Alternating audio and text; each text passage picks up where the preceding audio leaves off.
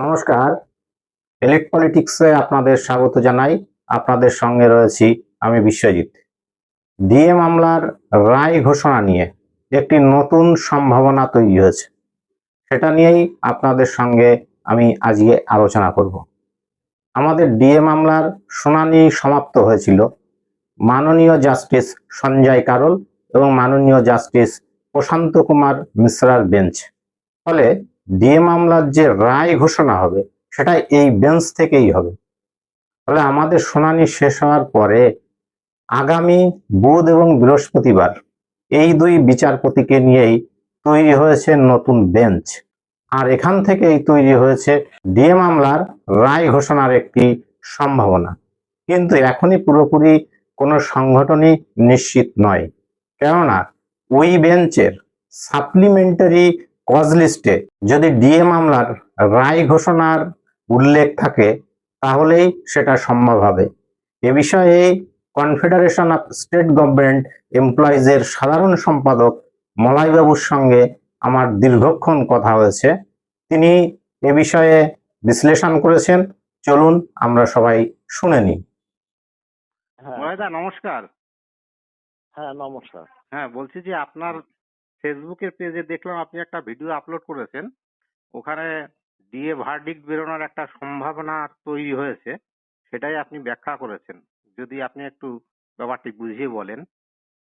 দেখুন, ব্যাপারটা হচ্ছে আমি তো পেজে পোস্ট করেছি, তারপরে গতকাল একটা ভিডিও করেছি আপনি যেটা বললেন। হ্যাঁ, এছাড়া আরো দু একজন ইউটিউবেও এই বক্তব্যগুলো দিয়েছে। হ্যাঁ, এখন আপনি জানতে চাইছেন ব্যাপারটা কিছুই না, যেটা হচ্ছে আমাদের যে ডিএ মামলাটা যেই দুই মাননীয় জাজদ্বয় শুনানি করেছিলেন, ম্যারাথন শুনানি, মাননীয় সঞ্জয় কারোল এবং মাননীয় প্রশান্ত কুমার মিশ্রের বেঞ্চ, এবং শেষের দিকে স্পেশাল বেঞ্চ হয়ে মামলাটার শুনানি শেষ হয়। রিজার্ভে ছিল 1 মাস। 1 মাস হয়ে গেছে প্রায়। সেক্ষেত্রে আমরা তো বটেই, কর্মচারী সমাজ একটু উদ্বিগ্ন হয়ে গেছে কবে মামলাটার রায় বেরোতে পারে, এই নিয়ে আমাদের বারবার ফোন করছে। আমরা কেবলই বলছি যে অন্তত 1 মাস পরবর্তী হয়তো বেরোবে, কারণ আমরা দেখেছি যে হাইকোর্ট এবং ট্রাইব্যুনালের রায় রিজার্ভ ছিল, সেরকমই সময় লেগেছে। হ্যাঁ, আর আমরা নজর রাখছিলাম যদি কজ লিস্টে আমাদের এই ভার্ডিক্টটা বেরোবার তারিখটা ঘোষণা করা হয়। হ্যাঁ, তো গতকাল রোজই তো সন্ধ্যার পরে কজ লিস্ট বেরোয়, ডেলি কজ লিস্ট, সেখানে আমরা দেখলাম যে স্পেশাল বেঞ্চ করে বেশ কয়েকটি মামলা আছে মাননীয় প্রশান্ত কুমার, মাননীয় সঞ্জয় কারোল এবং প্রশান্ত কুমার মিশ্রের বেঞ্চ আগামী বুধবার, মোস্ট প্রবাবলি 12 তারিখ, এবং পরের দিনও মাননীয় প্রশান্ত কুমার মিশ্র যদিও নেই, কিন্তু সঞ্জয় কারোলের নামটা আছে, হয়তো সেকেন্ড ম্যানটা তখনও হয়নি বা যাই হোক, স্পেশাল বেঞ্চটা তৈরি হয়েছে এবং সেখানে কিন্তু অনেকেরই বেশ কয়েকটা মামলার শুনানি আছে।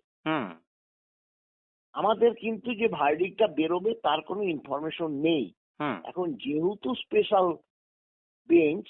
আমরা মনে করছি যদি কারণ সাপ্লিমেন্টারি লিস্টে কিন্তু আমরা লক্ষ্য করেছি শেষ মুহূর্তে বেশ কিছু শুনানিও হয়, আবার ভার্ডিক্টও প্রকাশ পায়।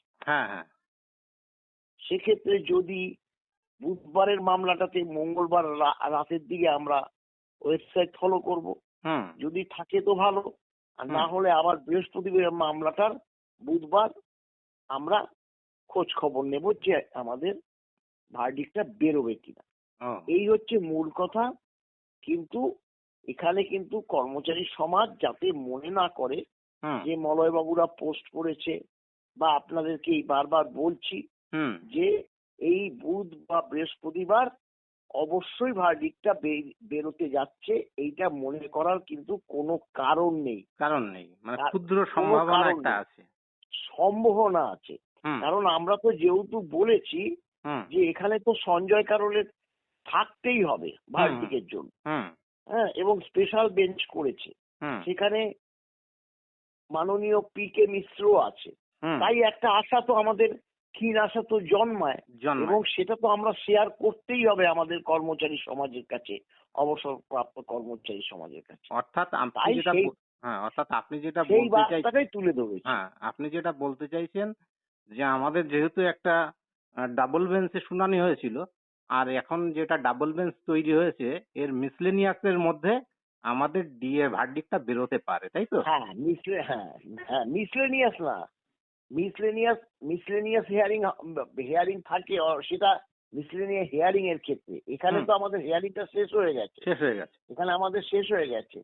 হ্যাঁ, এখানে সাপ্লিমেন্টারি কজ লিস্ট, একটা মেন কজ লিস্ট হয় ডেলি, ও, বুঝতে পেরেছেন তো? হ্যাঁ, বুঝতে পেরেছি এবার। এটা supplementary cause list. Supplementary cause লিস্টটা সেটা মানে সেটা জাজেরা দেখে সময় অনুযায়ী সেই লিস্টটা তৈরি করতে বলে রেজিস্ট্রারকে, এবং সেটা ঠিক যেদিন ভার্ডিক্টটা তার আগের দিন সেটা পাবলিশড হয়, সেটা পাবলিশড হয়। তা সেক্ষেত্রে সাপ্লিমেন্টারি কজ লিস্টে যদি থাকে তাহলে পরের দিনই হবে। হ্যাঁ, অর্থাৎ সেক্ষেত্রে আমরা আমরা হয়তো মঙ্গলবার জানতে উপস্থিত, পারবো। হ্যাঁ উপস্থিত হয়তো পারবো না। উপস্থিত আমাদের ওই সুপ্রিম কোর্টের যে আইনজীবী আছে, হুম হ্যাঁ, হুম তারপরে অ্যাডভোকেট অন রেকর্ড আছে, হুম তারা থাকবে, এবং আমাদের লিঙ্ক নিশ্চয়ই তখন লিঙ্কেই আমাদের মাননীয় বিকাশ বাবু, ফিরদৌস আমিন থাকবে যদি না যেতে পারি। হুম। আর যদি যাওয়ার সম্ভব হয় যাবো। এই দুটোর মধ্যে যে কোনো একটা অপশন। এই যাই হোক, যদি ভার্ডিক্টটা বেরোয় আপনারা জানতে পারেন, তাহলে আমাদের যে আইনজীবীরা আছেন ওনাদের কি হ্যাঁ। থাকা বাধ্যতামূলক? না না, বাধ্যতামূলক না। এখানে ব্যাপারটা হলো, এখানে তো যে রায়টা তো সম্পূর্ণ 300 পাতার রায় হলে কি 300 পাতা পড়ে নাকি? পড়ে না। এটা এটা না। সেটা আমাদের আইনজীবীও বলেছে। হুম। ওখানে হার্ডলি জিস্টুক বলে দেবে, তারপরে সেটা রায়টাকে ডাউনলোড করে নিতে হবে আমাদের। সেটা তো যখনই সেটা আগে আগে আগে তো সেটা ওয়েবসাইটে দেবে না রায়টা, হুম আগে পড়বে। হুম আগে পড়ার পর যেই জিস্টুকু পড়বে, পড়ার পর তারপরে সেটাকে মানে ওয়েবসাইটে দেবে, সেখান থেকে আমাদের ডাউনলোড করে নিতে হবে। করে নিন। আগে আগে ডাউনলোড হয় না। আগে জাজদ্বয় পড়বে মামলাটার রায়টা, যতটুকুই পড়ুক, সে তারা কতটা পড়বে, কিভাবে পড়বে, সেটা তো আর আমি বলতে পারবো না, কিন্তু সম্পূর্ণ রায় পড়ে না। সেটা সম্ভব সেটা না, 300 পাতা প্রায় না, অনেক সময় সম্ভব লেগে না। গেলে। আমি বলছি যে 300 হতে পারে, 200 হতে পারে, সেটা সম্পূর্ণ পড়ে না। সেরকম বড় রায় হবে বলেই তো আজকে সময় ওই লাগছে। রিজার্ভে রেখেছে, হুম রিজার্ভে রেখেছে। হুম যদি এক পাতার রায় হতো তাহলে সেদিনকেই বলে দিত